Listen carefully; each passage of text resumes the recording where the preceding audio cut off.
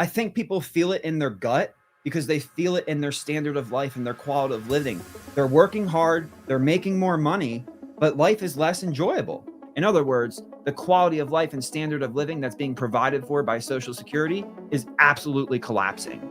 That there seemed to be no solution. And I think there is a solution. I think Bitcoin bonds are the solution. These products have not been ever introduced before. This has never been seen before. Nobody has tried to combine and create a hybrid debt equity product like a Bitcoin bond. So if you buy a Bitcoin bond and the price of Bitcoin goes down 50% in 5 years, you're still getting 2% APY on the note. It's an unbelievable, it's the best risk reward. It's the lowest risk, highest reward cash flow vehicle in the world. And the government can take advantage of that fact and integrate it into their economic policies.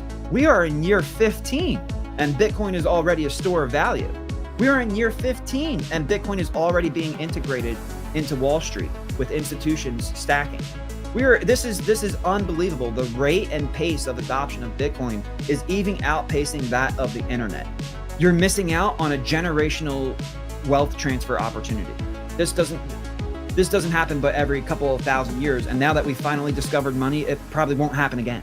So this is your last chance to get on the right side of a generational wealth shift. Bitcoin doesn't care who anybody is, but it loves you more than the government. And isn't that an amazing thing? Bing bong. I am back with another edition of the State of Bitcoin podcast, where I've got recurring guest, Big Feta, CJK, back in the house. But CJ, since last time we've come, you came on the podcast, we've had a ton of additional debt going on to the U.S. balance sheet. It seems like we're in this never-ending debt spiral. Inflation is through the roof. We don't really have a solution, and the Fed is now cutting interest rates, even though we're in a quote-unquote healthy economy. So how do you see us getting out of this debt spiral? Do you think we're in a debt spiral? Are we going to print money to buy Bitcoin to get out of this spiral? With all that being said, man, how's it going? And how are we getting out of this mess? Woo, getting into it quick, man. Well, hey, thanks for having me back. You've been doing a great job with the show. Couldn't be more excited to be here. And it's gotten much worse. I mean, all the bells and whistles, all the alarms are going off, and we are now moving into overdrive. And as we discussed before, the only difference between inflation and hyperinflation is trust. And it just seems that the powers that be are doing everything they can to break down the trust dynamic, which means that we are closer than we've ever been before of actually losing control of the shift from inflation to hyperinflation. It's not just the government's printing and spending of money through the deficits, but the free market has a say here too. We can see the long end of the yield curve start to sell off instead of go down following the direction of the rate. So we have to be careful. Either way, we can be forced into hyperinflation, either through loss of trust through government spending or loss of trust through government debt holders who no longer believe the 2% target is accurate and start selling it off into the market, which of course would require quantitative easing. And here we are, Jerome Powell with the burr, baby. The burr is coming. And I don't think anybody's going to be able to stop it. I mean, at this point, how do we actually trust the government? Because we had Elizabeth Warren basically knocking down the door 2 days before Jerome Powell actually cut interest rates by 50 basis points, a fairly large cut.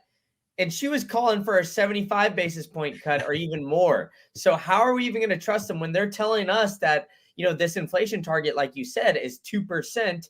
We're at 2.5 according to the last CPI print. But all of a sudden we need these massive amounts of cuts because the economy is healthy. Like, how does this make sense, man? How are people actually trusting what's going on here?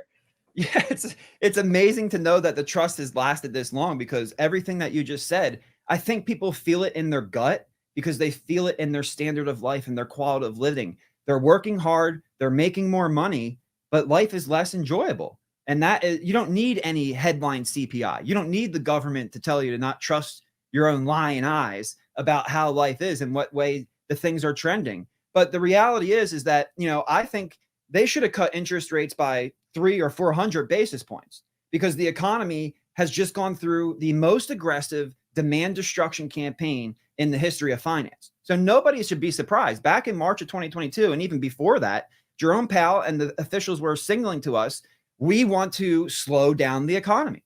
So why should anybody be surprised that the economy has been contracting and the economy is slowing down? That was the goal of the interest rate hiking campaign. Well, it was a successful campaign. The problem is that they should have been fighting the currency instead of the economy, because now we're at the end of the campaign and we have a zombie economy, and it's going to take even more deficit spending from the government to revive that zombie economy and get things going again. They should have turned their focus to the currency. They should have been fighting not we, the people of the economy, but the government spending and the abuse of the currency. But they didn't. And because they didn't, that trust is dwindling. And because they didn't, they see something coming down the pipeline that I think a lot of us don't see coming, or at least those who trust government data wouldn't see coming, because as you said, inflation CPI is coming back down to 2. It's at 2.5, coming back down to 2. GDP says everything is good and strong because they're mistakenly understating inflation, which is overstating real GDP. So, gold prices are going to new all-time highs. What data dependency are you looking at? What data are you looking at that's telling you lower interest rates? This is the first time the Fed has ever lowered interest rates with stocks at all-time highs. What's going on here? What's different this time? What information do they have signaling to them that we need to start cutting or we're going to be in trouble when everything else is at all-time highs? And that's the dilemma. The dilemma is that all of the growth that we think we've had has actually been a result of inflation. All of the nominal price money going up makes you feel richer, but at the end of the day, people are now waking up and realizing, crap, I wasn't a millionaire a couple of years ago. I'm a millionaire now, but I don't have the things I thought I was going to have when I'd be a millionaire. And when you start to realize that you're working hard, you're saving, you're doing what you're supposed to do, but when you look down and you sit and you look at the real math, when you look at the real rate of return, not the nominal rate of return, it turns out that the interest rate that you're being paid on that debt is actually lower than the real inflation rate. And that means in real terms, you're losing purchasing power. You're earning more money, but you're buying less stuff. And that's the most important part of this narrative to maintain trust. And they're completely losing it. And I watched your episode with James, and like I tweeted out, people should send that episode to all of their family and friends because it was a phenomenal episode. James was on fire. You guys were going back and forth. It was fantastic and it was edifying. And it's actually, I think it's a national economic emergency. And people need to share that with their friends and family so they can understand the crux of the problem here. The one thing that stuck out to me, though, was that there seemed to be no solution. And I think there is a solution. I think Bitcoin bonds are the solution. And I would love to dive deeper into that with you. And I think we have to be aggressive with our education on how this instrument would work, because if these socialist communists figure out how Bitcoin bonds work before the capitalists, I think they would implement universal basic income programs. I think they would build different programs off of leveraging Bitcoin's engineered money status into programs that don't make economic sense. So we need to get in there. We need to support people like Dennis Porter and Satoshi Action Fund and all of those lobbyists out there that are fighting for Bitcoin to integrate into the system. And we also need innovation. We need to find a way to create, at People's Reserve, we're creating a debt equity hybrid product. And that's what the principal protected note is, the Bitcoin bond. And the reason I say it's the solution is because it creates a positive feedback loop to the issuer. So if the US government came out and let's just say Trump won, because we know Kamala is not going to do it, right? Crypto for Harris means not Bitcoin, right? That's why it's not called Bitcoin for Harris. It's called crypto for Harris. So we already know that. Trump gets in there. We're going to have a strategic stockpile reserve. Loomis and her bill are probably going to have a much better chance with the president talking about it and supporting it to add to those reserves and start accumulating Bitcoin for the country. And that is what the focus should be, because everybody else is talking about the liability side of the balance sheet. They're talking about how we have $35 trillion in debt. It continues to grow. Deficit spending is growing, making that growth accelerate. We have $219 trillion of unfunded liabilities. So we have a lot of money that we have to print and spend, that we promised to print and spend into the future, which means there's going to be dilution of the dollar. So we need to start figuring out how we're going to protect ourselves when our liabilities are going to increase at such fast pace. And what Bitcoin bonds do is help gets the attention back to the asset side of your balance sheet. Because thus far, the solution has been, you know what? Let's raise the full retirement age. You know what? Let's tie the cost of living adjustment for Social Security to the CPI, because we know it's understating it. So we can save on the amount of additional funds that need to be dispersed to receivers in the following year. And so they keep lowering. Yeah, you might get nominal 2.5% raise next year. But again, inflation is 2.5%. So you're barely breaking even if you believe the government, or if you use a source like Govflation, inflation is like 11%. So you're losing over 8% of purchasing power. In other words, the quality of life and standard of living that's being provided for by Social Security is absolutely collapsing in real terms, because you're going to get paid your money, but what you can buy with it continues to decline. And that's all because the focus is on the liability side of the balance sheet, and because these products have not been ever introduced before. This has never been seen before. Nobody has tried to combine and create a hybrid debt equity product like a Bitcoin bond. And how it works is the government would issue, let's say, $1 billion bond, which for them, you and I know, is peanuts, but just for the sake of math, $1 billion bond. And they raised that $1 billion. Well, 800 million would go into US Treasury notes at like 4 to 4.5%. And it depends if you want to get cash flow or if you want to compound it, somewhere in that range. The other $200 million goes directly into Bitcoin. And this is why we call it a principal protected note, because when you invest that $1 billion, your principal of $1 billion is protected by the US Treasury and its printer. Because when the $800 million in the US Treasury 5-year note matures, it matures at a value of $1 billion. So what's left over is the $200 million of Bitcoin. So if Bitcoin goes to zero, which you and I know it's not going to, but some of these people think that's an opportunity to happen. That's a chance to happen, even though you and I, it's make believe. There's no precedent for that. But even if it went to zero, you didn't lose anything because your 800 million turned back into $1 billion. Let's do another crazy example. Over the next 5 years, Bitcoin has a 60% CAGR over the last 10 years, but over the next 5 years, it just goes down 50%. Again, no precedent. But that 200 million turns into 100 million. So the bond matures at a value of 1.1 billion, and 100 million out of 1 billion is 10%. 10% divided by 5 years in simple interest terms is 2%. So if you buy a Bitcoin bond and the price of Bitcoin goes down 50% in 5 years, you're still getting 2% APY on the note. It's an unbelievable, it's the best risk reward. It's the lowest risk, highest reward cash flow vehicle in the world. And the government can take advantage of that fact and integrate it into their economic policies. My thinking is this: take the Social Security tax, because Social Security is a big problem. Let's take the tax and buy the Bitcoin bond with the tax, right? So it's not like people who are buying the Bitcoin bond. The Social Security funds themselves are buying the bond. Now, Trump talks about collecting tariffs. How about this? Pay our tariffs in Bitcoin. Let's collect tariffs in Bitcoin. Then we can turn around and issue Bitcoin bonds and raise additional monies. I'll stick with Social Security example, but this is an interesting statistic.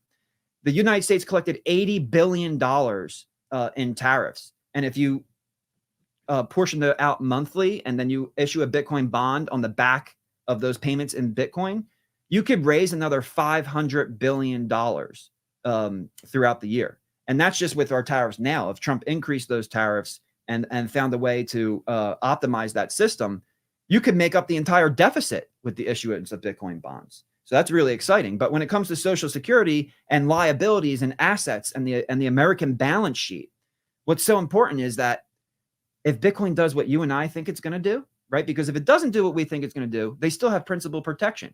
If it performs poorly, they still make 2 or 3% APY. The price stays the same, they make 4% APY. But if it does what you and I and a lot of people think it's going to do, because it's engineered money that was strategically designed to leverage the natural laws of economics and price discovery to empower we the people, well, then this thing is going to produce ridiculous amounts of return. Let's just say Bitcoin goes 10x. Now that 200 million turns into 2 billion. The note matures with a $3 billion value. But remember, just a $1 billion investment. That's 200%. Divided by the 5 years, in simple terms, that's 40% APY. That's better than credit cards. Even credit cards, they have up at 28 and 29. And the level of default is high and the level of risk is even higher. You're talking about a principal protected note shooting out 20 to 40% based on that 5 to 10x performance over the next 5 years. Now, all of a sudden, with a Bitcoin bond on the asset side of the Social Security fund's balance sheet, you can start to close the program, right? Because you could fund the program perpetually, which is a little bit of my fear, what I said with those socialists and communists, taking this idea and leveraging it to create a universal basic income program. We don't want that. We need the right people in charge to make sure we're leveraging these products for the right things that make sense economically. And what makes sense is put some Bitcoin bonds on the Social Security fund's asset side of their balance sheet. Let Bitcoin work its magic and end Social Security. Don't break any of the promises that we made. Pay out Social Security, finish that program, but close her down. Bring it to an end, fulfill our promises, and then let people invest for and save for their retirement on their own. Get rid of the socialism. Let's move back to the republic. So that's my personal opinion. I don't know if it'll be leveraged that way, but it could be. It could be. I'm hoping it's leveraged that way because we don't need a universal basic income program, but we do need to fix Social Security. So this is the type of thinking, and this is the type of innovation that we're going to see with Bitcoin in the coming years as it continues to get integrated into the traditional system. There's going to be new products, new services that nobody's ever seen before. And we need to be brainstorming these things and teaching the politicians now, because if we fall behind to other countries, we can lose that first market mover advantage. And BRICS, sorry, last thing, I know I keep going on, but BRICS is literally adopting gold. Like they could have adopted Bitcoin and we'd be royally screwed right now. This could be the biggest strategic blunder in the history of the world, that they decided, you know what, we're breaking away from the dollar. We're going to try our own thing. And there just happens to be Bitcoin. There just happens to be the perfect money, the first discovery of money, engineered money. And you go with old natural money. You go with Bitcoin. You don't go with Bitcoin, you go with gold. That opens up the doors for a Trump to walk in and adopt Bitcoin and crush and destroy everything they're doing. CJ, they came to hear you cook, my dude. So I appreciate you going on the rant. But I mean, with all that being said, too, it's like Social Security is the biggest Ponzi scheme that there absolutely is. So if we're gonna already use a Ponzi scheme, then it seems like it's almost inevitable that we're just gonna print money to buy Bitcoin because that's the only way to get out of it. Do you see us doing essentially that, or do you see us more going the bonds route? Are you looking for the best way to store your seed phrase? Well, I've got it for you. It's Stamp Seed. They've got the #1 punch place where you can order a full-on package where they've got every single thing. They've got all the letters. You could just get it in there. And they've got this sick hammer, which they've engineered to make it so easy for you to punch in that titanium steel plate and store your seed phrase in the most secure way possible. So go ahead and get your Bitcoin off of these exchanges and use promo code Green Candle for 15% off. They're helping power the show. They've got the Bitcoin logo. You can punch it into your seed phrase as well. If you could see it here, they've got a lot of cool stuff. And now I'm helping empower you to get your Bitcoin off an exchange utilizing Stamp Seed and storing your seed phrase in the most secure way possible. Now get to it. All right. Back to the show. I see us printing money, but that's exactly why you want to have the Bitcoin bond on your balance sheet. Now, what's really interesting is we see Iran is shooting missiles off into Israel, and the things are getting hot. Things are heating up. But what's interesting is the marketplace is selling off its Bitcoin, because see, the marketplace doesn't really understand Bitcoin as engineered money. It sees it as a speculative risk on technology. Maybe not even as few see it as an asset. Even fewer see it as a commodity, and barely anybody understands it as engineered money. But the more money we print, this creates a positive feedback loop. This is the magic about the Bitcoin bond, because once you issue that $1 billion bond, something happens. It creates demand for Bitcoin, right? Because you raised $1 billion, 800 million is going to the U.S. Treasury, 200 million is going into Bitcoin. That means you're going to create positive price pressure from the increased demand on buying Bitcoin. When Bitcoin's price goes up from all of that buying demand, the yields increase on the note, because the yield of the note is based specifically on the performance of Bitcoin. And then as the performance of Bitcoin increases from the increased demand, the yield goes up. Higher yields creates more demand, right? When interest rates go up, there's more demand for that debt. Well, this is a principal protected. This is a low risk, high reward debt, and the yield's going up. It's going to generate a lot of demand. Well, that means there's going to be more issuances. And if there's more issuances, there's more buying of Bitcoin, which creates demand, which pushes the price up, which then pushes the yields up. So you get this positive feedback loop where you issue the bond, you create demand for Bitcoin, the price of Bitcoin goes up, the yield of the bond goes up, you issue more bonds, and it just keeps going and going and going. And the more money we print, because Bitcoin is engineered to protect us, it's a savings technology designed to protect us from inflation. The more money we print, the better the bond performs.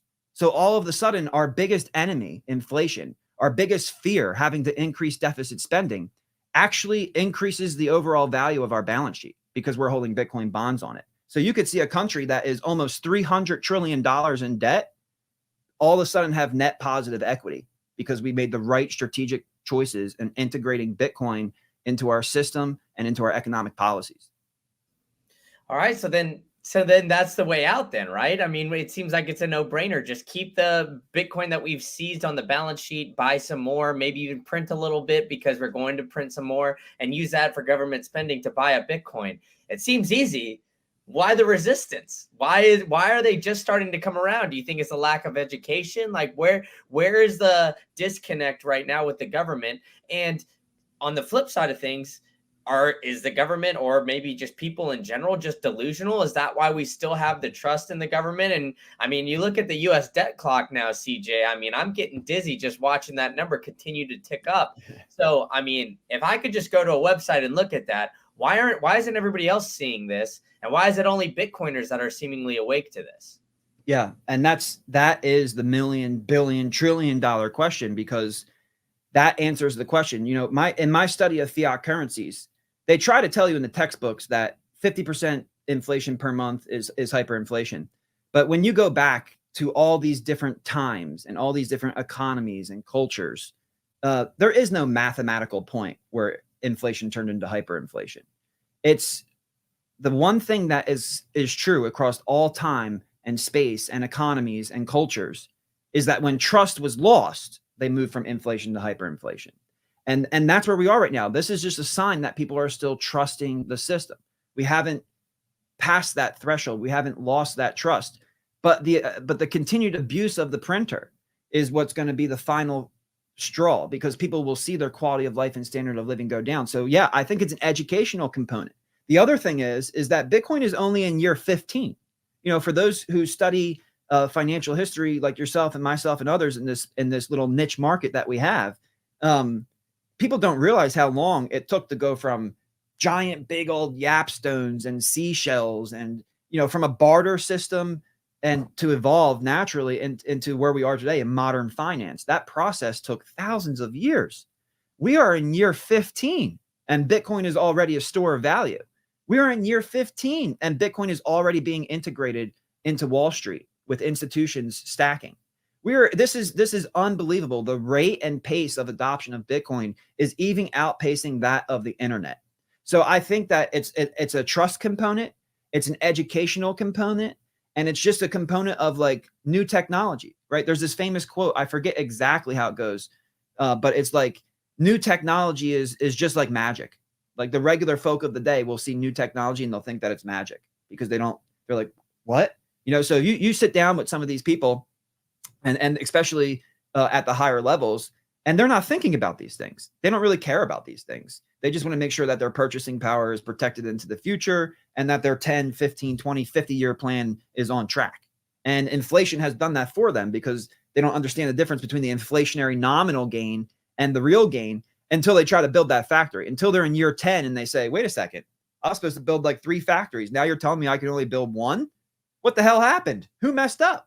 And then they start to learn these things. So it takes time for people to learn it through education. It takes abuse to people to learn it through trust, but it takes dedication and understanding to just understand the new technology and the innovation that's coming to the space. And that's why it's so important, like I said, to support Satoshi Acton Fund, Citizens for Sound Money, Watchman Action Group. Get out there and get behind these guys because they're the ones who are educating the politicians on why these things are important. So the next step is, make sure that you're being active in your local community politically as well, so that these people understand what's important, because it may not happen on the federal level.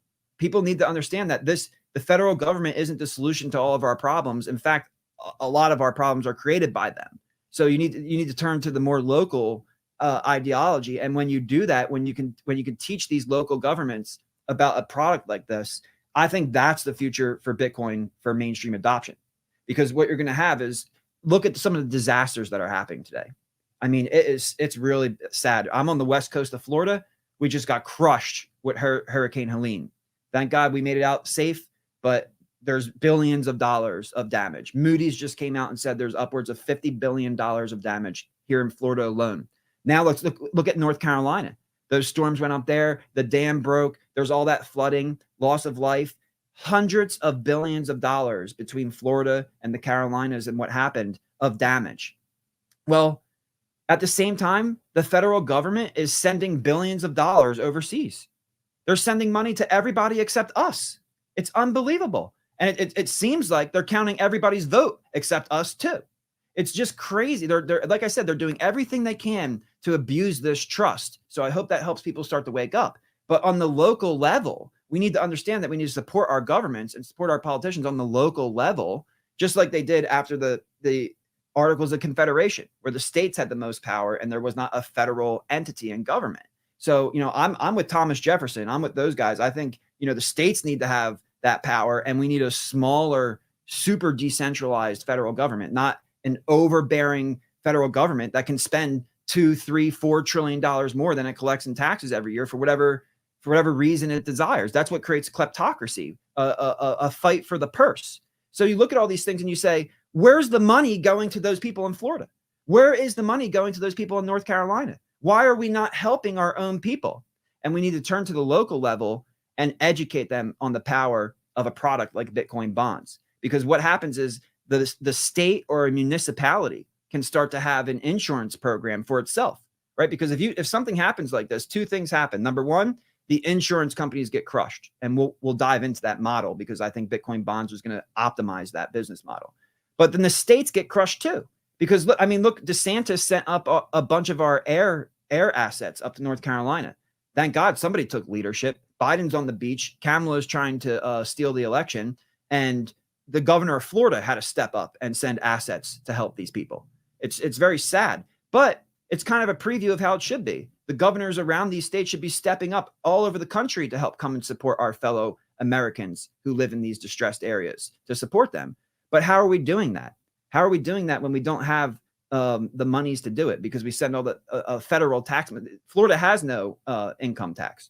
We have sales tax and other taxes, and we do well through all the tourism and our robust economy, but we have no income tax. So what do we need to do? I think a solution to this is that you create an insurance fund, make it a separate entity like the Social Security Fund that the government can tap into when you have natural disasters like this, and you pack that baby with Bitcoin bonds. Because over time, if you need that money, you got principal protection. You can't lose, right? Like if a city or a state or a municipality or even the country adds Bitcoin to their balance sheet, what happens if they need to sell that Bitcoin during a bear market? You might have to take a loss on that. You don't want to have to take a loss on that.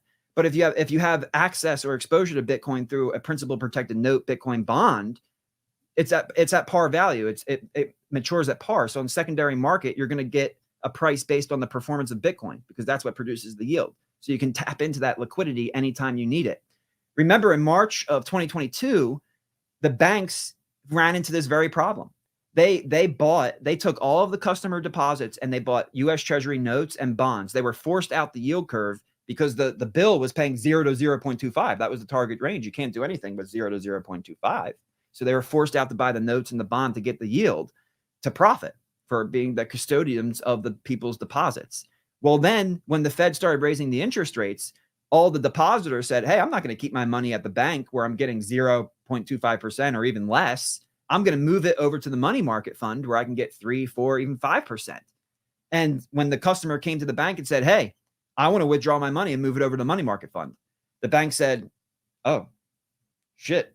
Well, hey, if a couple people want to do this, it's not a big deal. But if everybody wants to do this, it's a very big deal because the assets that we bought that are backing the customer's deposit liabilities, the assets don't equal liabilities because the Federal Reserve just raised the interest rates. So the mark-to-market price is lower than the amount of liabilities that we need to send over to the market. I can't just send my customer's deposit liability to the money market fund. I need to send the corresponding asset that backs that customer deposit liability. So the Federal Reserve said, well, no problem. We'll create the bank term funding program, right? They could post it at par and borrow against that collateral at par, buy the treasury bills, send the bills over with the liability, and all is well. Well, Brendan, have you ever heard of the insurance term funding program?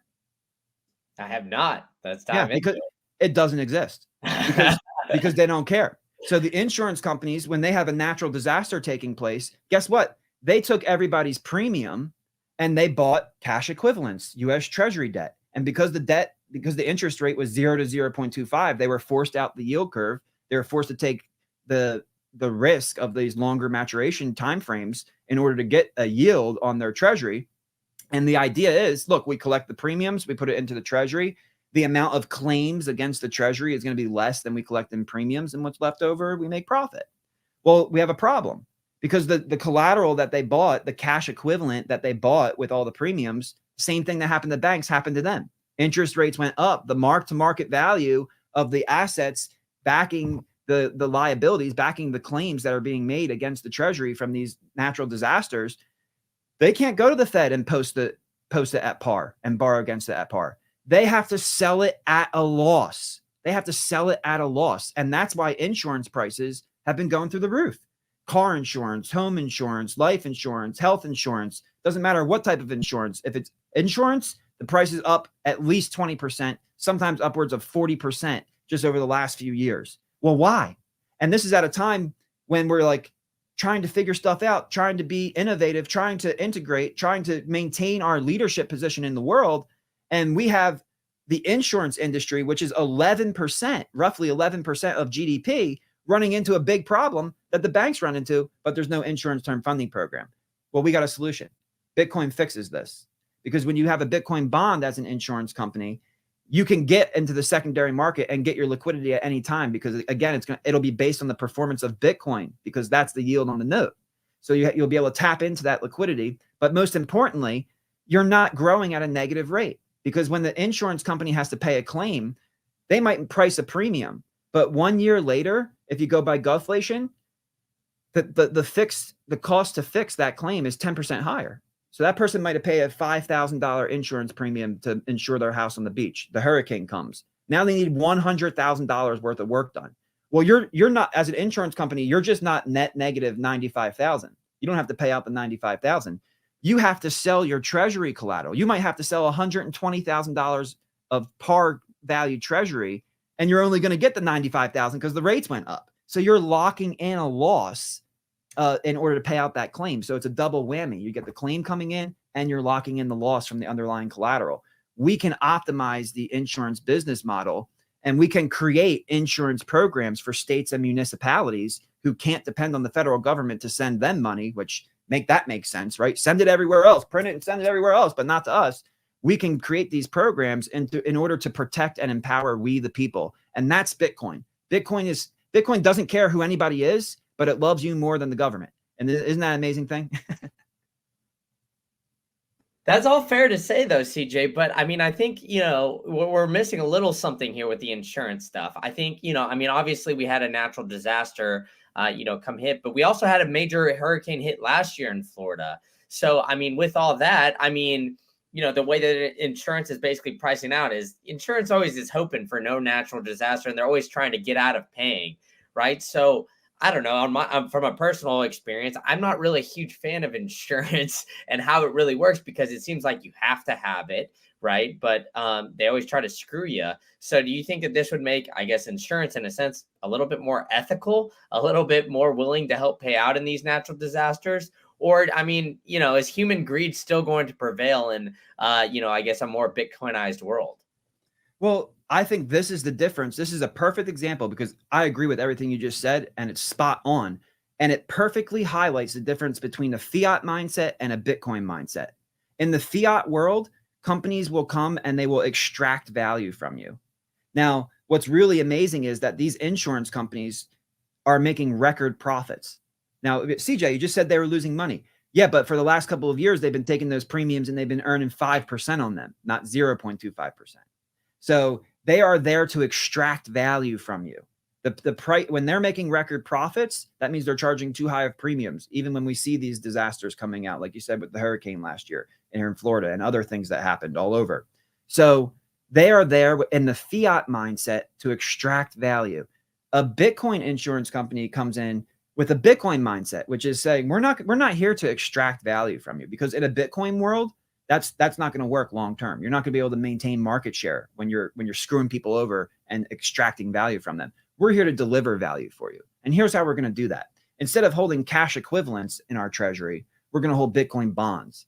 And because the cash equivalents are performing at negative 5 to 6% year over year, and the Bitcoin bond can perform at 20 to 40% over that same time period, well, we're able to lower our premiums. So whether it takes the creation of a new Bitcoin insurance company or an existing insurance group adopts this business model, the first one to do it is going to capture the entire market, because after that first maturation of that Bitcoin bond, your treasury is going to substantially outgrow any other insurance company, which allows you to lower premiums. And when you lower your premiums, that the laws of economics tell us lower prices equal more demand. So people will leave those insurance companies where they're not getting the most benefits and they're paying higher prices, and come to the insurance company where they're getting the same benefits or better, but paying a lower price.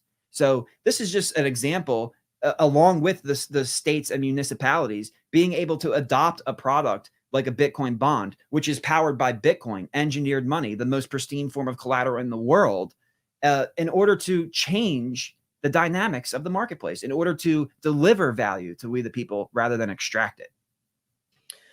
All right, so then then let's get on a Bitcoin standard, and then we'll get all the value back to the people. But it seems like there's going to be some resistance met, and in the short term, in the interim, right, we're still in kind of this economic situation where they're going to continue to lower interest rates. How do you see all this playing out there, CJ? Do you think we're in a recession now? Do you think we're getting there? Do you think we're going to go to the Great Depression? Like, how do you see this playing out? Is there going to be two different directions, whether Trump or Harris gets in? Let's get the tinfoil hat on. Let's see what you think here, CJ. Are you looking for the easiest way to get your Bitcoin off an exchange? Well, I've got it for you. It's Foundation Devices. They've got the #1 hardware wallet in the passport. They've even got a concierge service that can help you get your Bitcoin off an exchange within 1 hour private onboarding session. And they've got a great app too, which will give you extremely private features on that app, so you can use Bitcoin in the most secure way possible. So I've been working hard trying to get sponsors to help you get your Bitcoin off an exchange, and I found it with Foundation, and you can store your seed phrase with a stamp seed punch plate as well. So pair all those together, use promo code GREENCANDLE at foundation.xyz, and you'll get $10 off your entire order. All right, that's enough for me. Back to the show. Yeah, so it's amazing to see where we are right now. I honestly, I can't believe it. It's alarming. Like there's no other way to say. I don't want to create hybrid or be too emotional. Like this is it. This is a very important time in American history, and we are at a fork in the road. You have to make your choice. You know, are you Bitcoin Cash or are you Bitcoin? Are you sticking with core principles or are you moving on? And that's kind of where we are in this country right now. And we can see what they're doing with interest rates, which this is to me, this is amazing. So if your listeners go to govflation.com or WTF happened in 1983.com, it'll bring you to this website.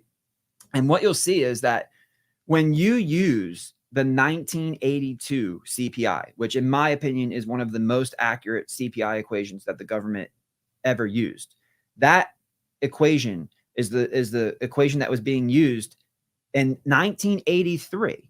They changed from non-substitution to substitution based, and that changed the game. And those substitutions accelerated in the 90s, and now it's absolutely bonkers, which is why the number is so off. But the shift from non-substitution to substitution is what we identify as that point of change, of that trend change. So we go back to the pre-substitution CPI and we say, okay, what is CPI?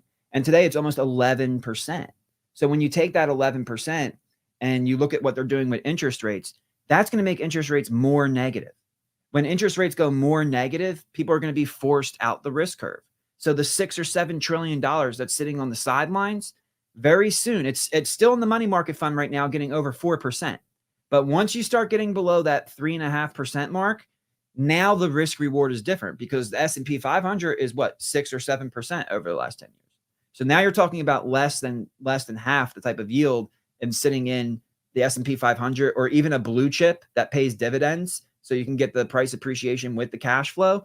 I mean, people are going to be forced to no longer lend to the government because it doesn't make sense anymore. The risk reward is not there. They come rushing back into the assets. And I think we're going to see something that we saw in March of 2020, but on a much grander scale. Remember, in March of 2020, Bitcoin fell to $3,000 roughly. Not that much longer, it was at $60,000. That's a 20x. And that was on the back of lowering interest rates and quantitative easing.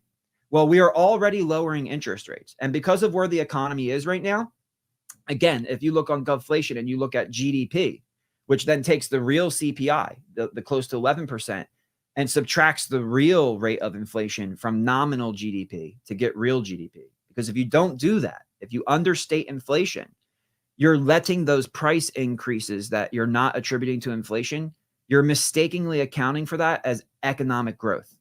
And inflation is not economic growth. So you have to accurately know what inflation is in order to find out real GDP. Well, when you apply accurate inflation to GDP, we have been in a contracting economy for the last 9 quarters. And that makes perfect sense because I think it was like 12 quarters ago when they started lowering interest rates. So it took around 3 quarters for the economy to get back into that contraction zone. But for 9 consecutive quarters, GDP growth has been slightly negative. Now, that's exactly what you would expect from a demand destruction campaign, right? They're not trying to murder the economy. They're trying to slow it down. They're trying to constrict it because they're blaming inflation on it, even though inflation is a monetary phenomenon based on the increased spending currency units from the deficit spending of the government. But forget that. It's our fault. It's the economy's fault, right? So they demand destroy the economy. Well, they've successfully done that. And you know that the definition of a recession is 2 consecutive quarters of negative GDP.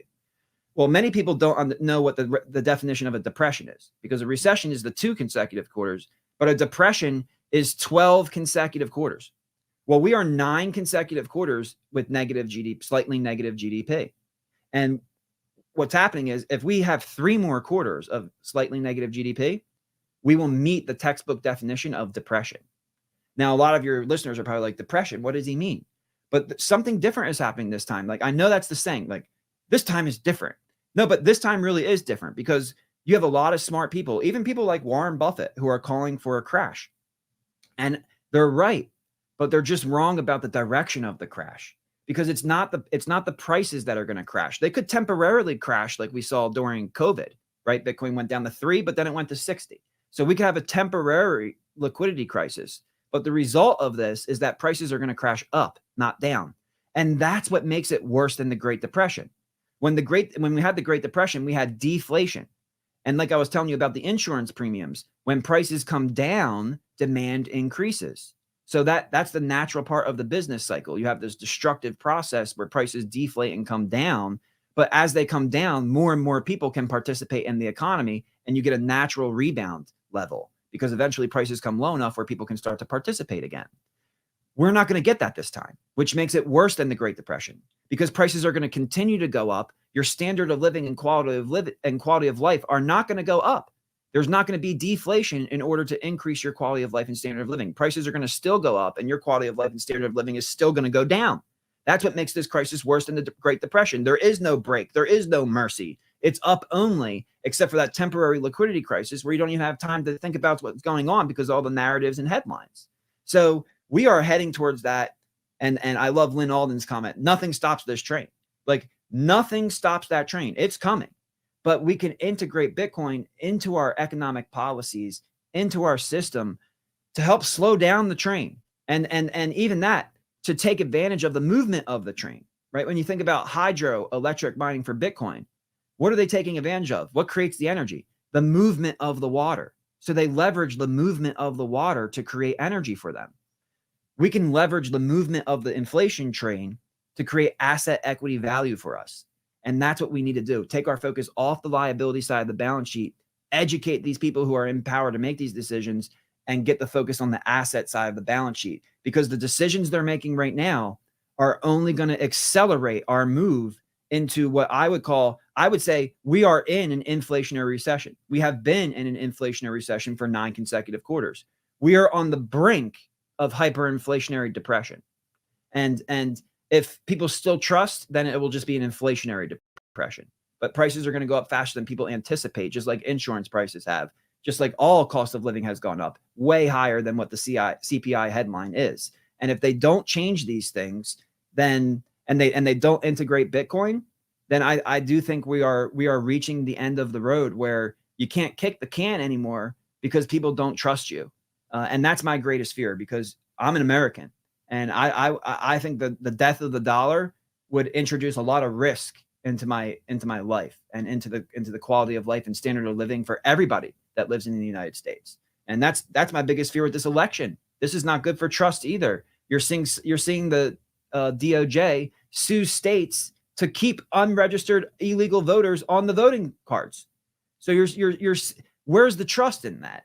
And again, that's what it comes back to, those things: the education, the trust, and then the understanding. And if we can focus on those things as a community, I think we have a chance to turn this around if we're able to get someone like Donald Trump, or even someone just similar after him, with a Bitcoin mindset, who's taken a few orange pills like an RFK, who can understand the power of Bitcoin, the power of this engineered money. It's a gift from God to humanity to escape our own problems. We just need to accept that we have created some problems and face those problems, and then we can finally start to move forward. Well, then what does that mean for assets here, CJ? Because I'm under the thought that, it would be a positive, obviously, for assets, but it would be a negative for the consumer, which will be kind of an almost like a melt up situation where we could see $1 million worth of Bitcoin or something like that explode, where Bitcoin can, in the dollar exchange rate could just absolutely skyrocket. But what will that really get you? I don't really know. So is that a way you kind of see this playing out? Is that asset prices going to skyrocket to the moon just because we're going to have to keep seeing that money printer keep chugging along, or what? Yeah. So again, COVID, 3,000, 20x, 60,000 on the back of lowering rates and quantitative easing. We're lowering rates because the economy is in an inflationary recession. We're going to have to stimulate the economy. We're going to have to increase deficits. We're going to have to issue more notes and bonds. And by the way, when the government issues more notes and bonds and increases the supply, that creates positive pressure on yields.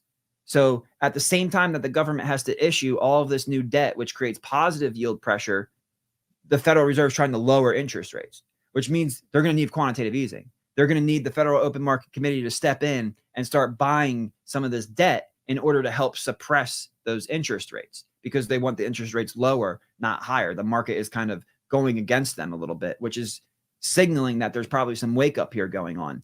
But if they are able to pull it off, if they are able to do it, Bitcoin will do, I think, the same thing it did last time, 20x. And what's amazing is the same move from 50,000, let's call it 50,000 times 20x is $1 million Bitcoin. So to a lot of people, $1 million Bitcoin sounds crazy. But to me, I look what happened during COVID. I look at what we're doing right now, which is the definition of insanity. We're doing the same thing and expecting a different result. I think we're going to do the same thing and we're going to get the same result.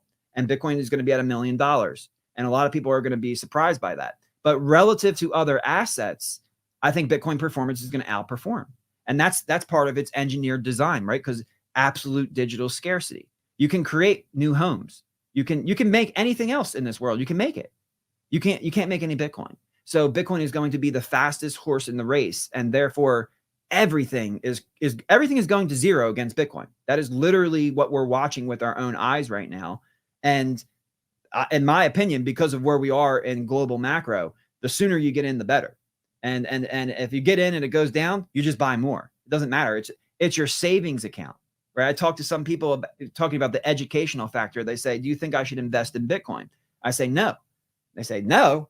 All you do is talk about Bitcoin. What do you mean you shouldn't invest in Bitcoin?" I'm like, what do you mean? Are you just messing with me? I say, "No, you don't invest in Bitcoin. You save in Bitcoin. Bitcoin is your savings. It's a savings technology. It's not an investment.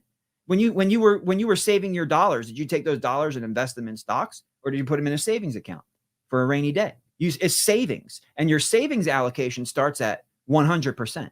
And then your needs and your wants and desires and maybe some investments take away from your savings. But Bitcoin has a 10-year CAGR of 60%. So your investment better be performing at 60% or better over the next 10 years in order for that investment to make sense. So yeah, people need to understand this is a savings technology. This is engineered money designed to empower me, and I need to leverage that technology to better my position. This is not an investment where you're gambling on a 4-year halving cycle or something like that. You need to have a longer time horizon and treat it as a savings and allocate 100%. And when you do, I just talked about this with somebody else the other day. They're like, what happens, when people they never want to sell their Bitcoin. The longer you're in Bitcoin, the easier it is to sell your Bitcoin because the more purchasing power you have.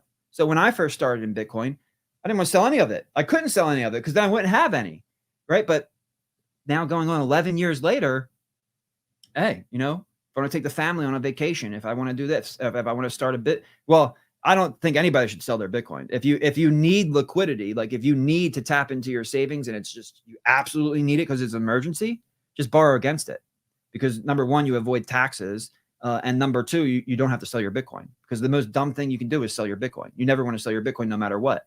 And the goal is to capture as many Bitcoin as you can before the transition that we just talked about takes place. Because once that transition takes place, you're missing out on a generational wealth transfer opportunity. This doesn't happen but every couple of thousand years. And now that we finally discovered money, it probably won't happen again. So this is your last chance to get on the right side of a generational wealth shift from soft assets into the ultimate hard asset. So we need to understand that probably even you and I, like, our Bitcoin will be for our kids, because I don't think people are going to figure this out fast enough unless there's an abuse of trust, which accelerates the process. So if they try to maintain the status quo, we'll be long dead before this whole curve is we're at the top of that S curve of adoption, which when you're at the top of the S curve of adoption, by the way, that's where the meme comes from, infinity divided by 21 million, because now you're talking about global GDP, and global GDP is made up of what humans can do. It's about human intuition and creativity and economy optimization. And as we make these processes more efficient through Bitcoin integration, the economy is going to be able to grow faster. And at that time, the price of Bitcoin will actually fluctuate with the economy, right? Because that's what it'll be. Global GDP, infinity divided by 21 million. It'll be the global wealth of the world divided by 21 million. As global wealth grows, purchasing power will grow. As global wealth shrinks, purchasing power will shrink. But that's after we have all this adoption. So before that takes place, and by the way, if you're late and you don't get into Bitcoin until that happens, you're still empowered by all the characteristics and principles of Bitcoin. You still are going to be able to store your time and value and energy and not have to worry about it. However, because we're so early and we're only in year 15, now is the time to take advantage of this generational transfer of wealth. Now is the time to get on into the internet economy. Look at what they're doing with the traditional economies. I think where we're really going is two different worlds. We're going to have traditional price controlled economies, and we're going to have the free market internet economy, where there's true free market interest rates, where the supply of money and the demand for loans will determine the interest rate, not a small group of men. By the way, that's price controls. So if you're out there and you're telling Kamala, you're an idiot, price controls never worked. Well, guess what? Interest rates are the price of money. So when a small group of men name the price of money, that's price controls. So make sure you call them out for what they're doing as well. And that's what they want. They want the CBDC. They want forget Bitcoin bonds, Brandon. We don't want Bitcoin bonds. Who's this CJ kid? Get rid of him. Put him at the bottom of the ocean. We don't need him because we got a better plan. We'll issue your Social Security in a central bank digital currency, and it'll expire in 30 days. And if you didn't spend it, well, you didn't need it. And by the way, our new rule is that you can only spend your Social Security from the CBDC on housing and food. You can't use it for your retirement, like vacations. It's not yours. You didn't earn it, right? You can only use it the way we say. And if you don't use it, you lose it. That's how we're going to fix Social Security. So we're two different paradigms: a socialist, communist, dystopian hell where the government has full control over all prices and resource allocation, or a true free market based on the most pristine form of collateral in the world, engineered money designed to empower we the people. It's never been so clear to me, and I hope others can take that away from our talk today, that they have a choice to make where they're going to be.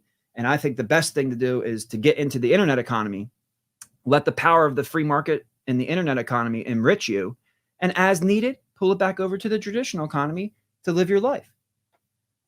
So then, how are you feeling about us going forward then, CJ? Are you bullish? Obviously, I'm kind of wary of where we're going. Do you see us going down? I think I might have asked you this in the last podcast, but I want to see if it's changed where, I see two paths. One, shit hits a fan, crashes and burns. People that have Bitcoin will be a little bit better off than people that don't. But, you're still going to probably have a tough time going to the grocery store, getting all those kind of things, still in a hyperinflated world.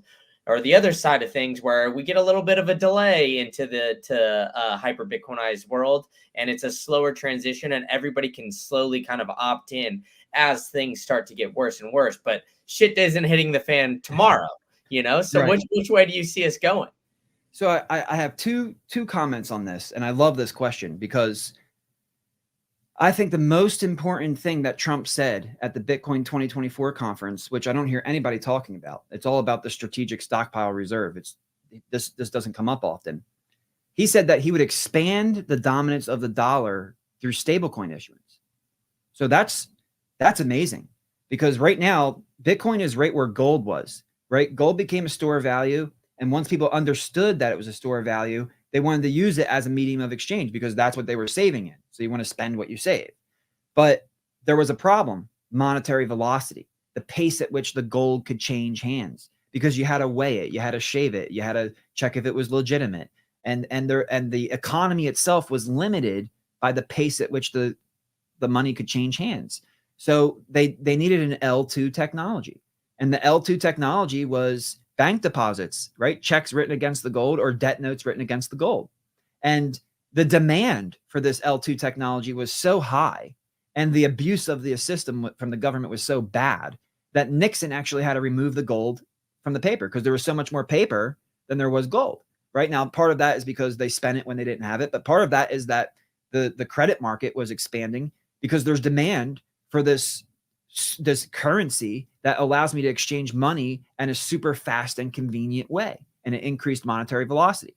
Well, today Bitcoin faces the same problem. Isn't that interesting? We're a store of value, and we need to become a medium of exchange. That's the next step before you become the universal unit of account. Well, we need an L2 to do that, because there is no way to facilitate on the Bitcoin L1 blockchain all of the transactions. There's just no way to do that. And you can't increase blocks, because then you make it more expensive and difficult for there to be nodes, which centralizes the protocol. So you need small blocks for decentralization, but you also need increased monetary velocity to move to the next evolution, the next stage of the money.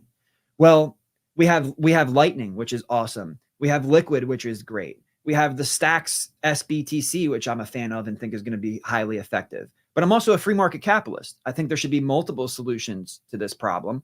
And, you know, I was just on a show the other day. I said it's like that meme where you're like laying in bed next to your wife and you're faced the other way. And she's like, I wonder what he's thinking about. You know, is it other girls?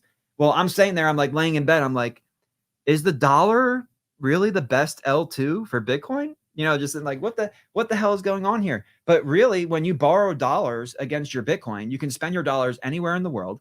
And right now, the dollar is the best L2 for Bitcoin, and it's the easiest bridge for Bitcoin.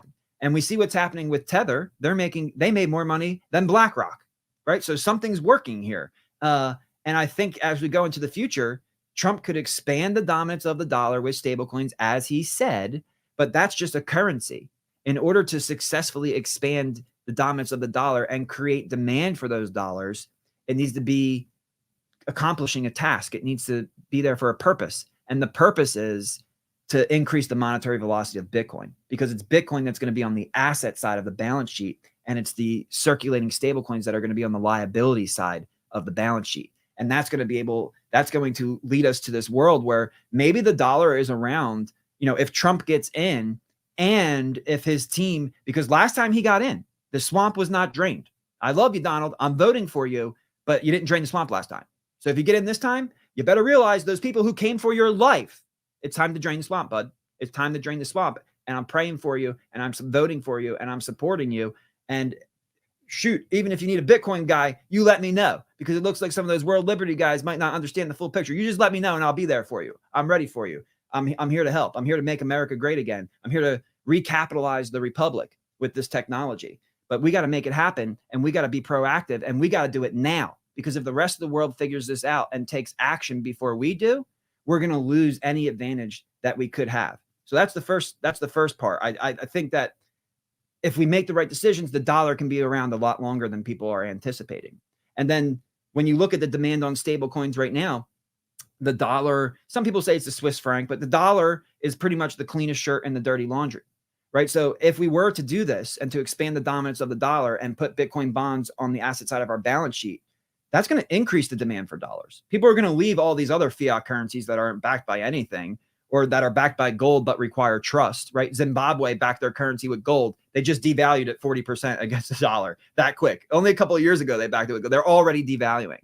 So it's the trust factor. Bitcoin solves the trust factor. And you can't use the gold, but you can use the Bitcoin because it solves the trust factor. And then what that does is it allows the demand for the dollar to grow at a time where we're seeing that trend change, right? We have to fight the trend. The trend is de-dollarization, right? BRICS is coming up with an alternative system. They're de-dollarizing. Well, how do we re-dollarize the rest of the world?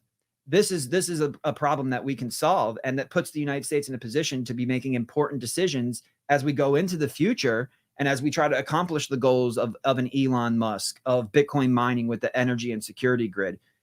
Never before has the two paths been so clear. And one path is like you're looking down like this dark road that says, like hell is that way. It's not like it's going to trick you or anything. And the other side is Bitcoin. We don't need green peace. We need orange peace. Bitcoin is the only truly sustainably incentivized network driving energy technology innovation. You want free energy? You need to go with Bitcoin. These are the incentives that are going to bring whatever country decides to adopt Bitcoin. And look at El Salvador. El Salvador was one of the most dangerous places in the world. They went in there, they cleaned it up. El Salvador has some of the best performing bonds in the world. El Salvador was dependent upon the IMF as a lender of last resort. Now they're starting to get financial freedom. So when you add Bitcoin to your balance sheet, all of this stuff, it happens naturally because of the performance of Bitcoin. So if we can educate people, I think we can really escape this doomsday type scenario that a lot of people who are anti-dollar, because I'm anti-dollar as it is right now. You know that better than most people. I'm not a fan of this system. I don't want to extract value from people. I don't want the government to be able to create inflation and steal purchasing power out of the pockets of we the people. That's just ridiculous. However, if we find a happy medium, if we put Bitcoin on the balance sheet and we protect our purchasing power and we leverage Bitcoin bonds to make that positive feedback loop turn inflation from our greatest enemy into one of our friends, then we don't need to go down this road where everything is gloomy and dark and dystopian. There is an escape. It's just going to take innovation, education, and people like you and me delivering those orange pills, and then people who are listening to this show, sharing with their family and friends, and being passionate about the problem of sound money in our world. Because if you really want a better future for yourself and for your children, we need to focus on the root of the problem. And the Bible says that the love of money is the root of all evil. So we need to address the money problem. And when we address the money problem, that saying comes, Bitcoin fixes this. There we go. I love it. But CJ, before I let you go, man, I've got to get you on some Greek stereotypes, man. I know we got Big Feta here, so I got to, put the fire on the Saganaki here and heat some things up. So I want to see how Greek is CJ Constantinos, man. So do all Greeks really smash the plates, or is that just a stereotype? No, I really can't speak to it. But I will tell you this, one of the best food items in the world is a gyro. Yeah, so if you have never tried a gyro, get yourself a gyro. You will bang. CJ, you're saying it is gyro, man. Come on. I know it's gyro. I say gyro and people go, what is he? What is this guy, Spanish? So it's a gyro. Grab yourself a gyro, get that tzatziki on there, and enjoy a taste of real Greek fine cuisine, baby. That's my favorite thing to do. All right. So then do you put milk in your Greek coffee, or how do you take it? Black. Of course. Very powerful. Very powerful drug. Yeah. God, put some hair on your chest. You got to get the big stereotype of Greek guy with the hairy chest, the big chain, and everything. I got the big nose and I got the baby face. It comes from that black coffee, man. I got the hair on my chest. Yeah, exactly. So the stereotypes all Greeks are lazy, man. Where is that from? Do you think that's true? I don't know, but just look at the country. Look at some of the problems we went through, right? We dealt with some of these financial issues. I mean, it's amazing that when you go through all of those times, like because you had Greece, a huge empire, Rome, right? All these empires, they always fail. And they always fail based on monetary policy. So I don't care if you're Greek. I don't care if you're Italian. I don't care whatever you are. If you don't figure out money, you're never going to be successful. So That's Greek or not, figure out the money, baby. All right. Opa, we can go with that. Opa. Yeah, there we go. Opa. All right. So how many people in your family are named Nick or George or Georgie, Georgina, something like that? Is it over under half? Under half, but Under half. we have our fair share of that though. Yeah, of course, always. And then last one, is every single word in the English language from a Greek origin, like they say in My Big Fat Greek Wedding? Absolutely, absolutely. And if you have a Greek grandfather, he'll tell you how every word comes from the Greek. Even a coin that come from the Greek. You have Yeah, the bit, which is at the top of the spear, which we conquer the world with, and then you have the coin, which we have because they pay us the taxes. You see a bit, a coin is Greek. there we go. I love it. Well, CJ, you've been very generous with your time. Thank you so much for coming back on. Why don't you tell people where they could find you and what you got going on? Oh, thank you so much for having me. It's been a great conversation. It's a pleasure. You can follow me at CJ Constantinos on Twitter or YouTube, and also follow at People's Reserve on Twitter. We're in the middle of beta right now, and we plan on going live in the first quarter of next year. We've been building stealth, so I'm finally getting the muzzle off, and I couldn't be more excited. Thanks again. Yeah, there we go. I'll put all that in the show notes so you guys could definitely check it out. And CJ, thanks so much. Thank you for tuning in to the latest episode of the State of Bitcoin podcast. If you really enjoyed this one, I've got another one cooking up for you. You can click that right here and you can go to the next episode, which is an absolute banger where I'm bringing you only the latest and greatest guests.